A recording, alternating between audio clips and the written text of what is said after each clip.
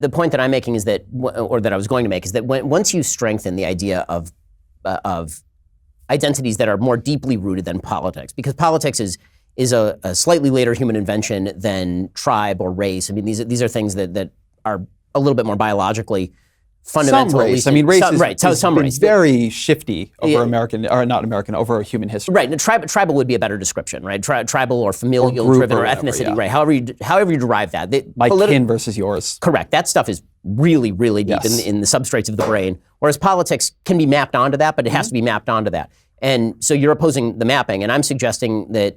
I'm not opposing. You're not opposing the mapping. Actually, I'm opposing the mapping. You're opposing the mapping. And so to combine that with the idea that a pure majoritarian big government can solve the problem scares the living hell out of me, because at the same time that we're polarizing, you're making the case that we should have basically a more majoritarian system, more powerfully able to cram down on an increasingly polarized country by group identity. Well, when you put it like that, it doesn't sound great. Let me put it my way as a bunch Sure, which is what I would say is one of the frustrating things about politics in this era for people is that disagreements are very hard to resolve in any way that they can see change and progress, or even change and harm to their actual interests. We are constantly, because almost nothing passes ever, we are constantly locked in the conflict part of a disagreement. And so you don't get like the liberals passing single-payer healthcare, and then people can say, oh, did I like that or did I hate that? And so do I want to bring them back to power or do I not? Or similarly, Republicans run on repealing Obamacare for a decade. They get the White House, they get the House, they get the Senate, and they don't repeal Obamacare. Well, they make deeply conflicting promises throughout, but yes. Well, yeah, but they definitely. No, they promised to get rid of Obamacare. Yes. No, that's me critiquing Republicans, by the way, right? The point I want to make. They're promising to repeal Obamacare, but also not affect pre-existing conditions. You can't do all these things at once. I agree with you. But, and we should. I would love. I don't know if we'll have time, but I'd love to talk about healthcare with you. I'm sure we will not have time at this point. I think we're over time now. But yes, I might have finished all my liberal tears by then.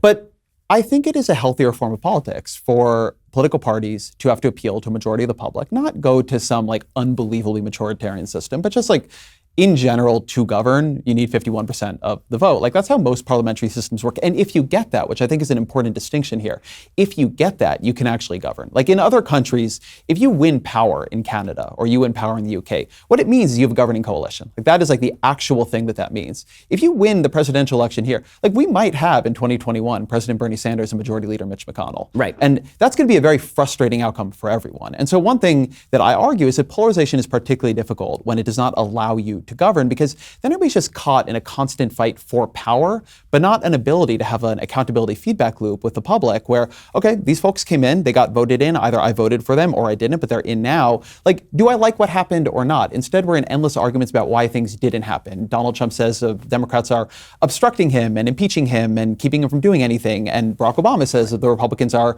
obstructing him, coming after him, keeping him from doing all things he wanted to do. Right. And both of them, to some degree, are right? Wherever you come down on who's morally right to do it, is nevertheless the case that neither Donald Trump nor Barack Obama got like 25% of their agenda through in the way that they imagined it over the course of their presidencies. And I think that is a problem. I think that is something that makes it very hard to see disagreements coming into anything that could shake people out of where they are.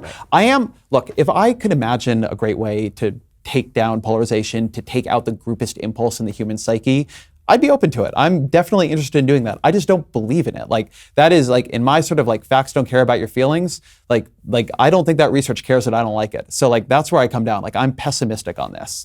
But I do think you can have political systems that work better or worse inside conditions of polarization. And I think it'd be better to have a political system where people could govern and the public could decide if they liked the way the governance had happened, as opposed to a political system where nobody can govern and the public then has to decide, like, why did nothing happen? Why are my problems not getting resolved? Why do I feel like I keep trying to make American politics better and it only keeps getting worse?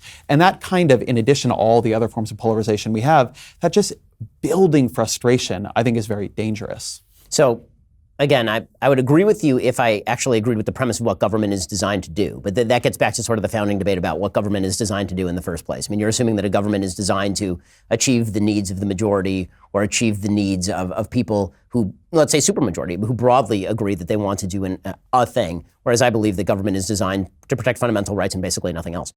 Thank you for tuning into The Daily Wire, one of the fastest growing conservative media outlets in the country. If you enjoyed this video, be sure to give it a like and subscribe to our YouTube channel so you don't miss out on any of our content.